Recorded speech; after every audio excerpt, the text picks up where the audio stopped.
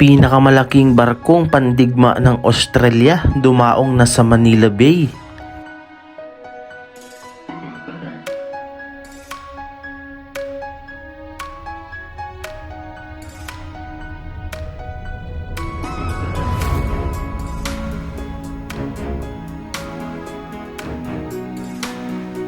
Good day mga kababayan, isang pinagpalang araw po sa ating lahat. At ngayon nga po ay nandito tayo sa Manila Bay na kung saan ay makikita natin ang sunod-sunod na pagdating ng mga pwersa ng malalakas na bansa dito sa Manila Bay. Isa na nga po dyan ang Japan, ang Amerika at ngayon naman ang Australia.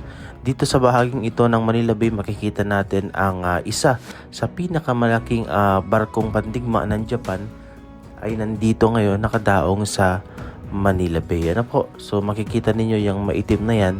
Yan po yung isa sa mga aircraft carrier ng Japan at makikipagtulungan para sa joint exercises dahil nga sa lumalalang pambubuli ng China sa ating mga vessel sa West Philippine Sea.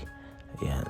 Mula dito sa may Paseo Palisok Circle ay tanaw natin ang malaking barko at napansin din natin nga po rito sa malayo pa lang meron na tayong nakitang isang vessel na naglalayag papalapit dito sa Manila Bay at ito na nga po na-confirm natin ang Australia's biggest warship ay nandito na rin mga kababayan. Actually, unang destination na napuntahan nito ay ang Palawan, sumunod ang Zambales at ngayon naman ay nandito sa Manila Bay.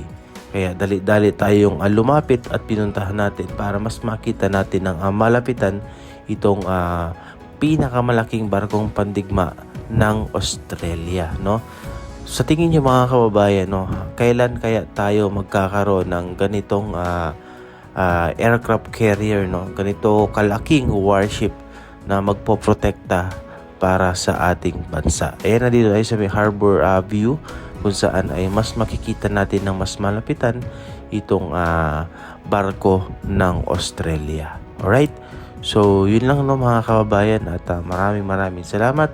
Ingat po tayong lahat and hopefully na maging maayos ang ginagawang pag-exercise dito ng mga bansang gustong tulungan ang bansang Pilipinas. Tulungan at palakasin tayo. Yun lang po at maraming salamat.